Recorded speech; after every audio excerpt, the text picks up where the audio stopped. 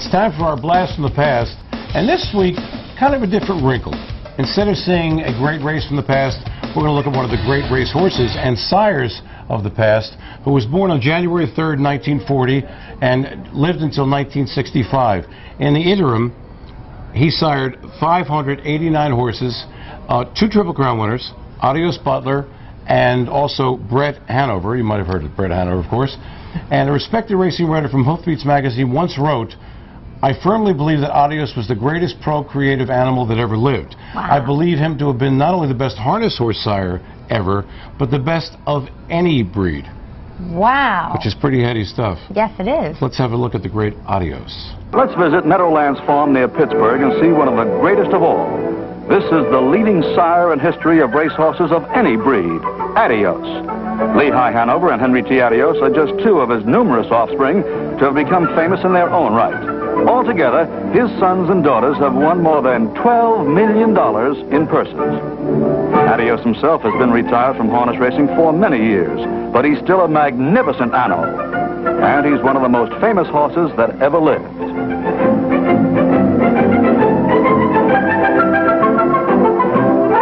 The great Adios.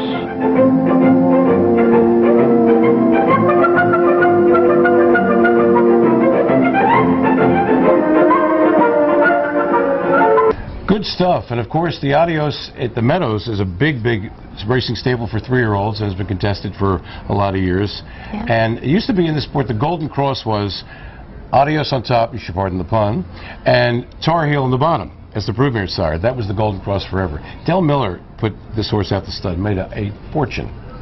It's good to make money, by the way. Let's go back out around the ovals this week. We're going to hit to it early because we have to get out to the Medowlands for the Breeders' Crown that took place on Saturday night, and the 3-year-old trotting fillies. With that, here's Heather.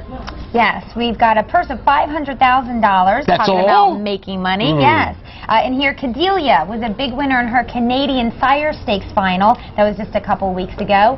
Poster Pinup won her elimination for the Breeders' Crown. And then we've got Lantern Kronos, and she's the better choice. Kronos. Lantern Kronos.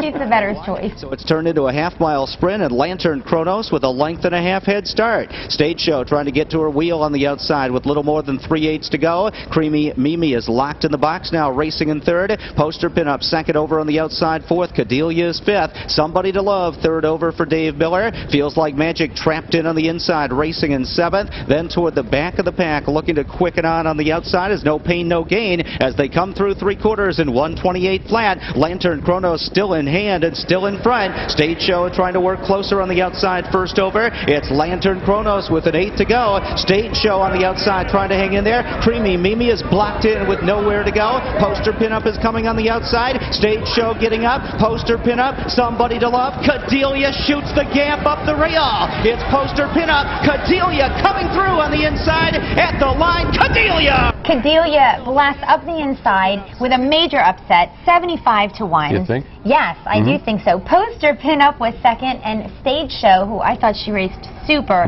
she ended up finishing 3rd. Who drove Cadelia? Tim Tetrick. Tim Tetrick shouldn't be 75-1 on a Tyrannosaurus Rex. No, but you're talking about where there's a lot. These are the best drivers in the entire world up there. You make a good point. So I don't like when you make good points, but you made a good point. I want to mention real quick my other. This is the other horse that my friend Tommy takes care of. Yes. Yeah. Now Tommy not available to talk about this horse. Too busy, taking care of world champions. But Timmy stuck around, and we're going to talk to Tim about this win with Cadelia. Patience paid off, literally, actually, for the bettors, as a matter of fact. Tell me, gosh, it couldn't have worked out the way you thought it was going to. Well, actually, I was hoping just to set close, and if I had any luck, which we had a lot of it, that we could get up and get some money, and actually we got the whole piece. You know what this race reminded me of? Do you know what I'm going to say? I'd say the Medowlands pace. Yeah, Southwind Links. As soon as I saw that horse cross, I said, wow, this is like deja vu.